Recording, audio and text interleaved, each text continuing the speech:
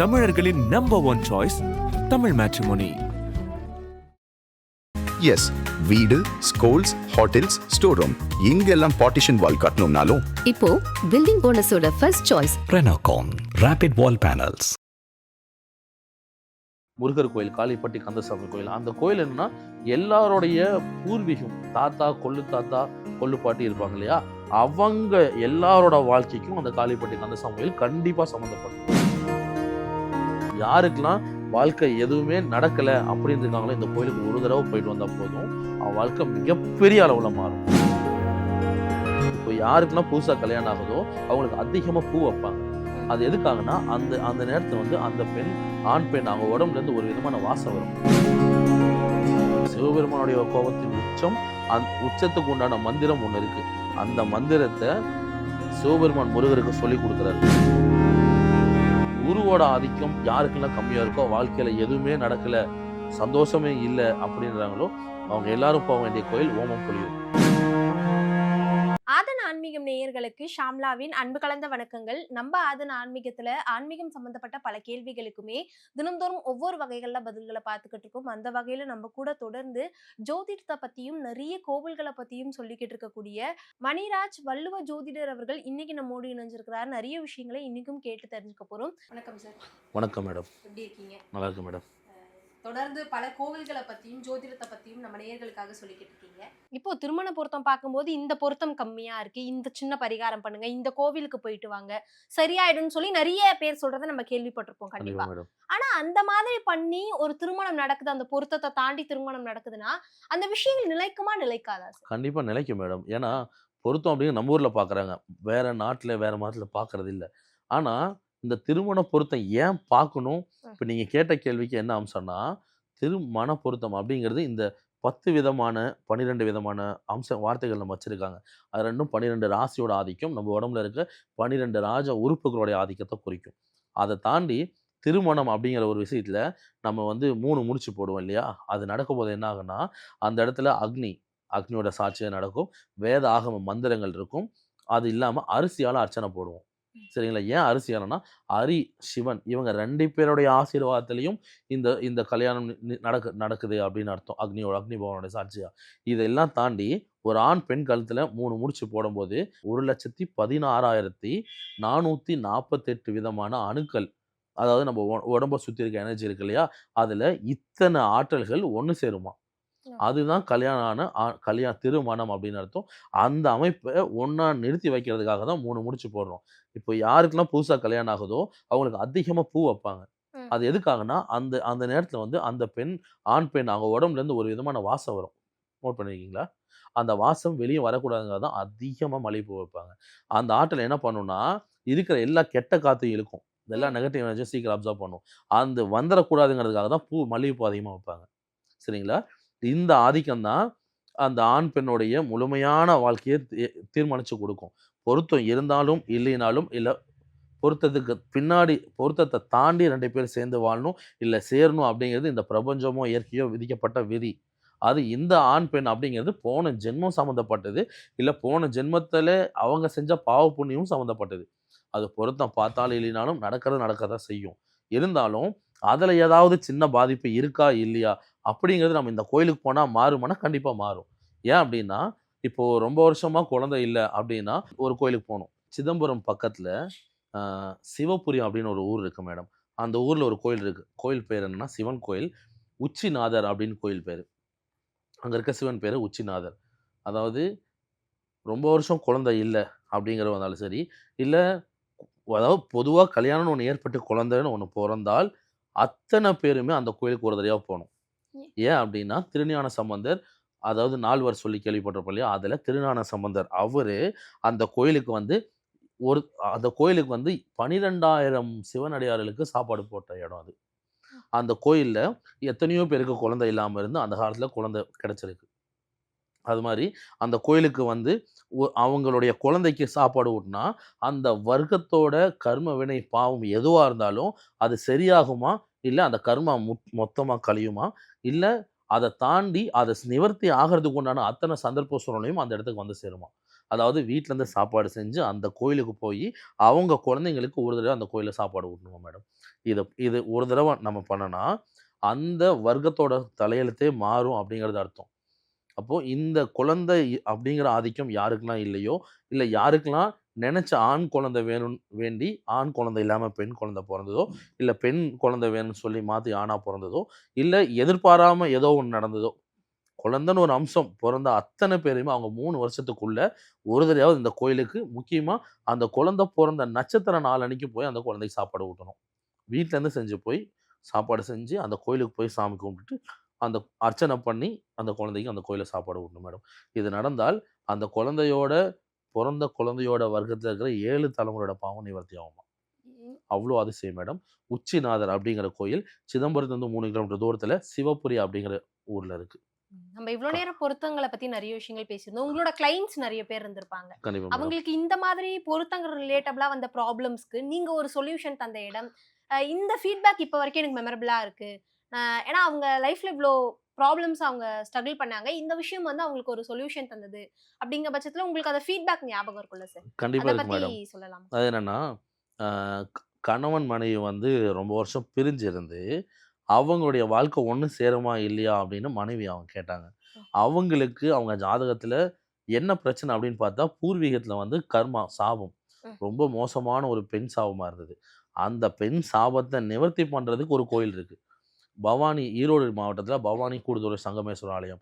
இந்த கோயில் பார்த்தீங்கன்னா, மிகப்பெரிய பரிகார கோயில், பரிகார ஸ்தலம். அந்த கோயில்ல அவங்களுக்கு அதுக்கு உண்டான பரிகாரம் நடத்தி, அந்த கோயில்ல வந்து 3 ஆறு ஒண்ணு சேரக்கூடிய இடம் மேடம். அதாவது காவேரி ஆறு, பவானி அப்படிங்கிற ஆறும், நம்ம கண்ணுக்கு தெரியாத ஒரு நதி, மாய அமுத நதி அப்படிங்கிறது அங்க இருக்கு. 2 ஆறு ஒண்ணு சேர்ந்தால் 3வதா ஒரு நதி அந்த இடத்துல உருவாகுது. அது சிவபெருமானுடைய பாதத்துக்கு கீழ ஓடக்கூடிய நதி அப்படின்னு அர்த்தம். இந்த அந்த நதியில குளிச்சு எந்திரிச்சு, அங்க இருக்க சங்கமேஸ்வரர தரிசிச்சா, இந்த ஆதிக்கம் சரியாகும். இது சொல்லி எத்தனையோ பேருக்கு நடந்திருக்கு. இத தாண்டி காளிப்பட்டி கந்தசாமி கோயில் மேடம். சேலம் இல்ல நாமக்கல் இந்த 2 ஊருக்கு நடுவுல இருக்கு.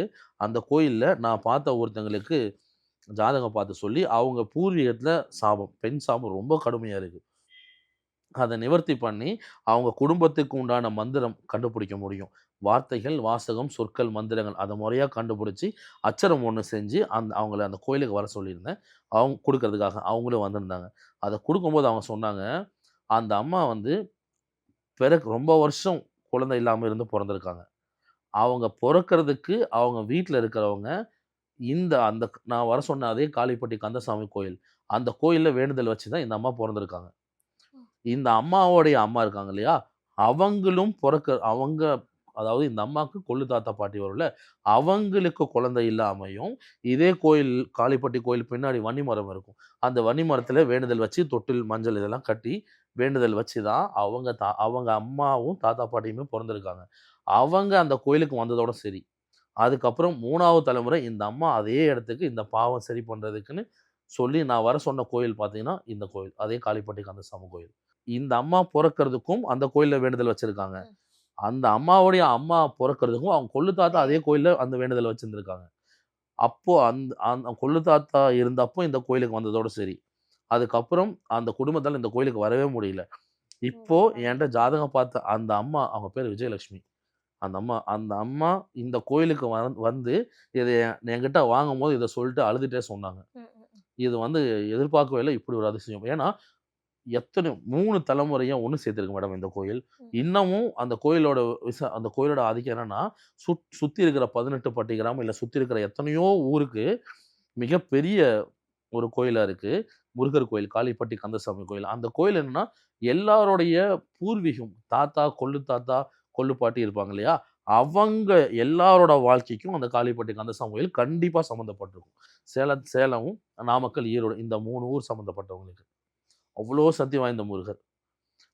இந்த ஆதிக்கம் வந்து எனக்கு நடந்தது மேடம். கண்டிப்பா சார். இது இப்ப ரொம்ப அதிசயமா இருந்தது நான் கேட்டதுல. ஓம் எனும் பிரணவ மந்திரம் அப்படின்னாலே நம்ம எல்லாருக்குமே ஞாபகம் வருது சுவாமிமலை தான். அந்த கோவிலுக்கு இப்ப வரைக்கும் நிறைய ரகசியங்கள் இருக்கு. ஒவ்வொரு முறையும் பல ரகசியங்கள சொல்லிக்கிட்டு இருக்கீங்க நமக்காக. கண்டிப்பா மேடம். சோ இந்த மேடம் வாட்டி இது என்ன விஷயம்னா, இந்த ஓம் அப்படிங்கிற பிரணவ மந்திரத்த முருகர் சிவபெருமானுக்கு சொல்லிக் குடுத்தாரு இல்லையா? ம். அதாவது குழந்தை தன்னுடைய தந்தைக்கு உபதேசம் செஞ்ச இடம். இடம். முருகர் தன்னோட தந்தைக்கு.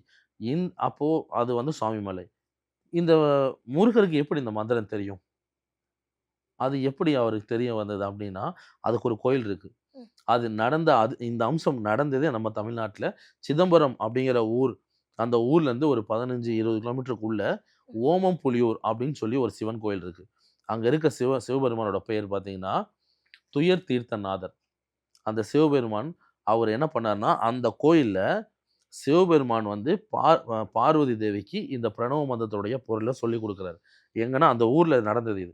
ம். சரிங்களா? அது சொல்லிக் குடுக்கும்போது, முருகர் வந்து வண்டு வடிவத்தில வந்து பார்வதி தேவி கூட இருந்து, சிவபெருமான் சொல்ற அந்த மந்திரத்த அவர் கேட்டுக்கிட்டாரு.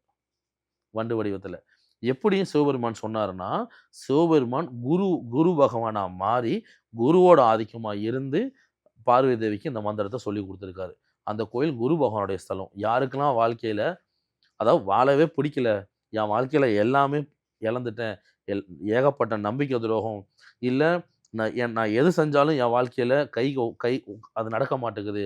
எந்த கோயில் போனாலும் நடக்க மாட்டேங்குது. என்ன பூஜை பரிகாரம் பண்ணாலும் எந்த பிரயோஜனம் இல்ல. வாழவே நான் விரும்பல அப்படின்னு இருக்கிற அத்தன பேரும் இந்த கோயில தேடி போயி ஒரு 5 நிமிஷம் அந்த கோயில்ல உட்கார்ந்து கண்ண மூடி அவன் வாழ்க்கைக்கு என்ன தேவை அத யோசிச்சுட்டு வந்தா போதும் மேடம். அங்க இருக்க குரு பகவான், அதாவது சிவனே குருவா மாறி, ம். நமக்கு வேணுங்கிற எல்லா அம்சத்தையும் குடுப்பாரு. எப்படின்னா, ஞானத்த குடுப்பாரு. சரிங்களா? ஓம் அப்படிங்கிற மந்திரம் நம்மளுடைய ஞானம். ஞானம் நம்மளுடைய அறிவு. அறிவு நம்ம ஆன்மா. இந்த ஆன்மாக்கு தேவையான அத்தன சந்தோஷமும் அந்த கோயிலுக்கு போனா கிடைக்கும். ஆன்மாக்கு தேவையான அத்தன சுகமும் கிடைக்கும். ஆன்மாவுடைய புண்ணியம் கிடைக்கும். ஆன்மா ஏன் இந்த பிறப்ப எடுத்தது அப்படிங்கிற காரணம் கிடைக்கும். இந்த ஆன்மாவுடைய செயல் என்ன? ஆன்மாவுடைய வடிவம் என்ன? ஆன்மாக்கும், உடலுக்கும், உயிருக்கும் உண்டான வடிவமும் சரி, இல்ல இத சார்ந்த ஒளி அப்படிங்கிற வெளிச்சமும், லைட்டும் சரி, இத சார்ந்த ஒலிங்கிற சத்தமும் சரி, அந்த கோயிலுக்கு போய் நம்ம உட்காந்து அங்க இருக்க சிவபெருமான, குரு பகவானைய பார்த்து, இல்ல அதுக்கு வெளியில நடராஜர் சிலையில செதுக்கி வச்சிருப்பாங்க. அந்த நடராஜருக்கு முன்னாடி மேடை இருக்கும். அந்த இடத்துல உட்கார்ந்தால் குரு பகவான் நமக்கு நேரா தெரிவார். அந்த குருவ பார்த்து நம்ம 5 நிமிஷம் தியானம் பண்ணாலே போதும். இல்ல கண்ண மூடி உட்கார்ந்தாலே போதும். நம்ம வாழ்க்கைக்கு என்ன தேவையோ, அங்க இருக்கிற சிவபெருமானே குரு பகவானுடைய வடிவில நமக்கு ஆசீர்வாதம் பண்ணி, நம்ம வாழ்க்கைக்கு நம்ம எந்த இடத்துல நிக்கிறோமோ, அந்த இடத்துல இந்த வாழ்க்கைய ஆரம்பிச்சு குடுப்பாரு. அவ்வளோ சக்தி வாய்ந்த கோயில். ஏன்னா, அப்பாக்கு இந்த ஆ, ஊ, இம் அப்படிங்கிற இந்த பிரணவ மந்திரம் உலகத்துல இந்த அகில பிரபஞ்சத்துல இருக்கிற ஒவ்வொரு அசைவும் இந்த சக்தியால தான் இயங்குது. இந்த இயக்கத்த இயங்க வைக்கிறதுக்கு காரணம் சிவபெருமான் அவர்கிட்ட இருந்து வெளிவந்த இந்த பிரணவ மந்திரம் தான் மேடம். அத இந்த உலகத்துக்கு எடுத்து சொன்ன முருகர். சரிங்களா? அவருடைய ஆதிக்கம் சுவாமி மேல. இந்த அமைப்பு உருவாகுறதுக்கு, இந்த அதிசயம் நடக்கிறதுக்கே இந்த கோயில் தான் காரணம். அவ்வளோ சக்தி வாய்ந்த கோயில். யாருக்கெல்லாம் வாழ்க்கை எதுவுமே நடக்கல அப்படின்னு இருக்காங்களோ, இந்த கோயிலுக்கு ஒரு தடவ போயிட்டு வந்தா போதும். அவன் வாழ்க்கை மிகப்பெரிய அளவுல மாறும். அவ்வளோ சக்தி வாய்ந்த கோயில் மேடம். இப்போ முருகப்பெருமான் வந்து இந்த பிரணவ மந்திரத்த வந்து அ தன்னுடைய தந்தைக்கு உபதேசம் பண்ணாரு. ஆனா சிவன் இந்த பிரணவ மந்திரம் இல்லாம இன்னொரு மந்திரத்த முருகருக்கு சொல்லிக் குடுத்திருக்காரு.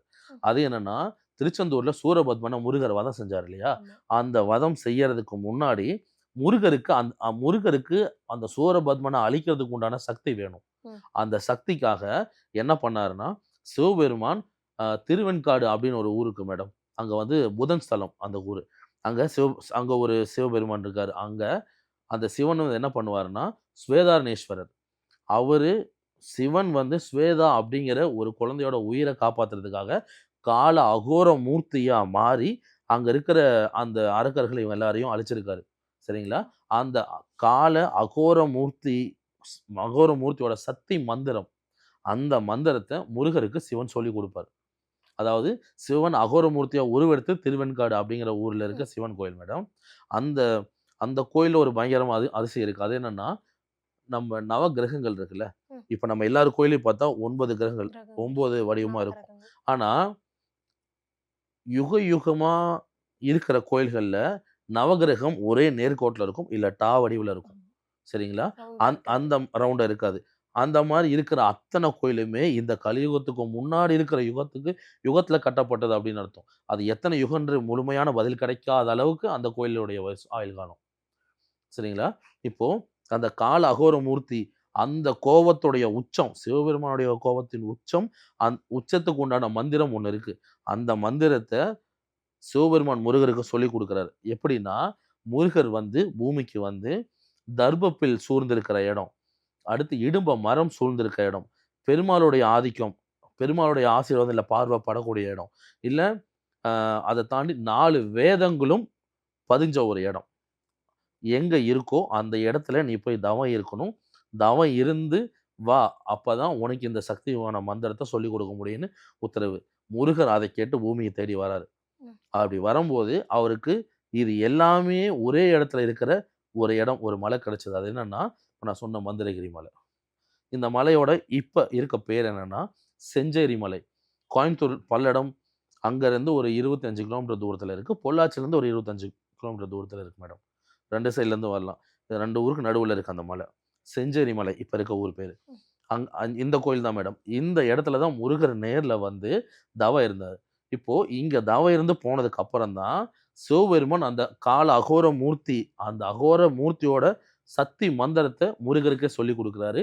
அந்த சக்தியை வாங்கினதுக்கு அப்புறம் தான் முருகர் வந்து திருச்செந்தூருக்கு போய் போரில் சூரபத்மனை வதம் செய்கிறாரு.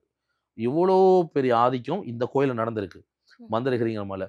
ஏன் இந்த கோயிலை பற்றி இப்போ சொல்ல வந்தேன்னா மேடம், இந்த கோயிலில் ஒரு பயங்கரமான அதிசயம். நம்மளுடைய ஜாதகத்தை அங்கே வச்சு வாங்கணும், முருகருடைய பாதத்தில் வச்சு வாங்கினோம்னா நம்ம ஜாதகத்தில் இருக்கிற தோஷங்கள் இருக்கு இல்லையா, அதோடைய சக்தி வீரியம் செயலிழந்து போகும்னு அர்த்தம். எவ்வளோ பெரிய தோஷமாக இருந்தாலும் சரிங்களா, அவ்வளோ சக்தி வாய்ந்த முருகர். ஏன்னா கடவுளுடைய ஆதிக்கத்தை அடக்கி ஆள்ற அளவுக்கு ஒரு அரக்கருக்கு சக்தி இருக்குன்னா, அந்த சக்தியை அழிக்கணும் அப்படின்னா அவ்வளோ பெரிய சக்தியை சிவபெருமான் முருகருக்கு கொடுக்குறாருல்ல, அதை கொடுக்கறதுக்கு முருகர் தயாரான இடம் இந்த மலை. அப்போது அந்த இடத்துல வைக்கும் போது எப்பேற்பட்ட பிரச்சனையாக இருந்தாலும் ஜாதகத்தில் அது மாறும். ஜாதகத்தில் இருக்கிற பில்லி, சூனியம், ஏவல், செய்வன, மாந்திரிகம், இல்லை வசியம் எதுவாக இருந்தாலும் சரி, அந்த இடத்துக்கு வந்து முருகரை பார்த்துட்டு போனால், இல்லை அவங்க ஜாதகத்தை அந்த இடத்துல வச்சு நம்ம அர்ச்சனை பண்ணிட்டு போனால் இது மாறும். இன்னொன்று, நம்ம வாழ்க்கையில் நம்ம செய்கிற வேலை, தொழில் எதுவாக வேணா இருக்கட்டுமே, இது நடக்குமோ நடக்காதா, இல்லை ரொம்ப வருஷம் கல்யாணம் ஆகாமல் இருந்து வாக்கு கேட்போம் இல்லையா, இது பண்ணலாமா வேணாமா அப்படின்னு, அந்த அமைப்பு இந்த முருகர்கிட்ட உத்தரவு இன்னமும் கேட்குறாங்க. பூ வாக்கு கேட்பாங்க. முருகரோட கையில் 2 பூ வச்சு வாக்கு கேட்பாங்க. வலது பக்கம் இருக்க கையில் பூ விழுந்தால் அது நடக்கும், இல்லைன்னா நடக்காது. இந்த மாதிரி இன்னமும் காலகாலமாக பயன்படுத்திட்டு வராங்க. அந்த முருகர் பேர் தான் மந்திரகிரி முருகர், மந்திரகிரி வடிவேலர், மந்திரகிரி மலை, மந்திர வேலப்பர், இப்படி எத்தனையோ பேர் இருக்கு. இப்படி ஒரு அதிசயம் இன்னமும் இருக்கு மேடம். அதனால குருவோட ஆதிக்கம் யாருக்கெல்லாம் கம்மியாக இருக்கோ, வாழ்க்கையில் எதுவுமே நடக்கலை, சந்தோஷமே இல்லை அப்படின்றாங்களோ, அவங்க எல்லாரும் போக வேண்டிய கோயில் ஓமம்புலியூர். துயர் தீர்த்தநாதர், நம்முடைய துயரத்தை தீர்த்து வைப்பார். 2வது இந்த மந்திர வடிவேலர். இவர் ஜாதகத்தில் எப்பேற்பட்ட தோஷம் இருந்தாலும் சரி, இந்த இடத்துக்கு வந்து அது நடக்கும். அந்த தோஷத்துடைய வீரியம் கம்மியாகும். அப்படி ஒரு அதிசயம் இந்த கோயிலில் நடக்குது மேடம். இன்னமும் நடக்குது. ருது ஜென்ம விதின்னு சொல்றாங்களே சார், அப்படின்னா அது என்னது? அதாவது ருது ஜென்ம விதிங்கிறது ஒரு பெண் ஏஜ் அட்டன் பண்ணுற இடம், வயசுக்கு வர இடம். இந்த ருது ஜென்ம விதி தான் அத்தனை பேருடைய சுற்றி இருக்கிற அத்தனை ஆண்களுடைய தலையெழுத்தை தீர்மானிக்கும். இந்த ருது ஜென்ம விதி எப்படி என்னெல்லாம் பண்ணணும்னா மேடம், ஒரு பெண்ணு ஏஜ் அட்டன் பண்ண வயசுக்கு வந்த நாள், அந்த தேதியாக இருக்கட்டும், இல்லை அந்த பெண் வயசுக்கு வந்த கிழமையாக இருக்கட்டும், அந்த பெண் வயசுக்கு வந்த மாதமோ வருஷமோ இருக்கட்டும், இது 3மே அந்த பெண்ணுக்கு பிறக்கிற குழந்தை பிறந்த தேதியோட சம்மந்தப்பட்டிருக்கும், இல்லை பிறந்த மாதத்தோட சம்மந்தப்பட்டிருக்கும், இல்லை பிறந்த நாளோட சம்மந்தப்பட்டிருக்கும். இல்லைன்னா அந்த பெண்ணுடைய வாழ்க்கையில் வர கணவருடைய பிறந்த தேதி இருக்கும், இல்லை கணவர் பிறந்த கிழமை இருக்கும், கணவர் பிறந்த மாதம் இருக்கும். இல்லை இந்த பெண் ருது அடையிற அந்த தேதி, கிழமை, மாதம் அந்த பெண்ணுடைய வாழ்க்கையில் வர கல்யாணம் பண்ணுற தேதி இருக்கும் இல்லையா, அந்த தேதியோ அந்த மாதமோ அந்த நாளோ சம்மந்தப்பட்டிருக்கும். இப்படி தான் நடக்கும். இது 100க்கு 90, 99% தான் மேடம் நடக்கும். நீங்கள் வேணால் உங்களுக்கோ இல்லை உங்களுக்கு தெரிஞ்சவங்களோ விசாரித்து பாருங்கள், இது இருக்கும். அப்படி இது ஒரே மாதிரி தான் இருக்கும். இப்படி ஒரே மாதிரி இப்போ நான் சொன்ன நாளோ தேதியோ மாதமோ சம்மந்தப்பட்டிருந்தால், கணவருடைய சம்மந்தப்பட்டிருந்தால், அந்த பெண்ணுடைய அப்பாவோட வம்சவழியில் இருக்க பாவ புண்ணியத்தை பார்க்கணும். குழந்தைக்கு பிறந்த குழந்தையோட நான் சொன்ன இந்த பெண்ணுடைய ருது ஜென்ம விதியோட தேதியோ கிழமையோ மாதமோ சம்மந்தப்பட்டிருந்தால், குழந்தையோட அப்பாவோட வம்சவழியில் இருக்கிற பாவ புண்ணியத்தை பார்க்கணும். சரிங்களா? இந்த ஒரே ஒரு விஷயத்தை பார்த்தா போதும், நம்ம ஜாதகமே பார்க்க தேவையில்லை. சரிங்களா? இன்னைக்கு ருது ஜென்ம விதி யாரும் பெருசாக பார்க்கறதும் இல்லை. ஏன்னா ஒரு விஷயம் இருக்கு மேடம், இப்போ நம்ம இருக்குன்னா நமக்கு முன்னாடி இருக்க தாத்தா பாட்டி அவங்க எல்லாருக்குமே தெரியும். எல்லாரோட வீட்லேயும் ஜாதகன்னு கைப்பட எழுதி வச்சிருந்தால், அது எழுதி கொடுத்தவர் யாருன்னா வள்ளுவர் ஜோசியராக இருப்பாங்க. சரிங்களா? வள்ளுவருக்குள்ள ஜோதிடர் ஒரு வள்ளுவர் தான் ஜாதகத்தை எழுதி கொடுத்தாரு, வள்ளுவர் தான் இந்த ஜாதகத்தை பார்த்து கணிச்சு சொன்னாரு அப்படிங்கிற வார்த்தை நம்ம ஊர்ல இருக்கிற அத்தனை பேருடைய முன்னோர்களுக்கும் தெரியும். ஏன்னா அவங்க தான் ஆதி காலத்துல இன்னைய வரைக்கும் வம்ச வழி வழியா ஜாதக ஜோதிடம் பார்த்துட்டு வராங்க. அவங்களுடைய ஆதிக்கம் இந்த ருது ஜென்ம விதியில இப்ப நான் சொன்ன தேதி, கிழமை, மாசம் இது 3ம் ஒரு பெண் ருது அடையிற அமைப்பும், அவன் பெண் கல்யாணம் பண்ற ஆணுடைய தேதி, கிழமை, மாசமோ இல்ல அவங்களுக்கு பொறக்கிற குழந்தையோட தேதியோ, கிழமையோ, மாசமோ கண்டிப்பா சம்மந்தப்பட்டிருக்கும். அப்படி சம்மந்தப்பட்டிருந்தால் அவங்களுடைய பாவ புண்ணியம் என்னன்னு பார்க்கணும். ஒருவேளை சம்மந்தப்படலைன்னு வைங்களேன், அவங்களுடைய போன ஜென்மம், ம். முன் ஜென்மமா இருக்கட்டும், இல்ல அப்படி சம்மந்தப்படாதவங்களுடைய தாத்தா இருப்பாங்கல்ல, தாத்தாவோ, கொள்ளு தாத்தாவோ, அவங்க செஞ்ச பாவ புண்ணிய கணக்குல ரொம்ப மோசமான கர்மாவா இருக்கும். சம்மந்தப்படாதவங்க. ம். இந்த ஒரு ஆதிக்கம் பார்த்தாலே, நம்ம திருமண பொருத்தம் பார்க்க தேவையில்ல, ஜாதகம் பார்க்கவும் தேவையில்ல. இது ஒண்ணுலயே எல்லாத்துக்கும் பதில் வந்துரும் மேடம். அவ்ளோ பெரிய ரகசியம் இது பின்னாடி இருக்கு. கண்டிப்பா சார். நீங்க வந்தீங்கனாலே கோவில்கள பத்தி நெறைய தகவல்கள் சொல்லுவீங்கன்னு தெரியும். இன்னைக்கு ஜோதிடத்துல பொருத்தத்துக்கு பின்னாடி ஒளிஞ்சிருக்கிற நெறைய ரகசியங்கள பத்தியும் ரொம்பவே அழகா சொல்லியிருந்தீங்க. மிக்க கண்டிப்பா. நன்றி சார். நன்றி மேடம்.